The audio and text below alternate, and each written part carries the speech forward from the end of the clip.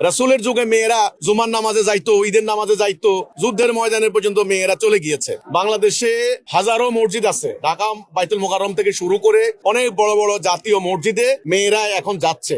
আগে যেত না। কেন যেত না? মাঝখানে ধর্মের নামে একটা ভুল ব্যাখ্যা দেওয়া হয়েছে। মেয়েদেরকে ঘরবন্দি, বাক্সবন্দি করার জন্য ইসলামের নামে একটা ভুল ব্যাখ্যা, বিকৃত ব্যাখ্যা দেওয়া হয়েছে। আস্তে আস্তে মানুষ এখন লেখাপড়া করে, মানুষ জানে, গবেষণা করে, ইসলামের প্রকৃত কনসেপ্ট এখন অনেকটা ক্লিয়ার হয়ে যাচ্ছে। রাসূলের যুগে মেয়েরা জুমার নামাজে যাইতো, ঈদের নামাজে যাইতো, যুদ্ধের ময়দানে পর্যন্ত মেয়েরা চলে গিয়েছে। তো কাজে আমাদের মসজিদে আজকে আপনি দেখলেন যে এখানে প্রায় হাজার হাজার মুসল্লি, শত শত নারীও আসছেন।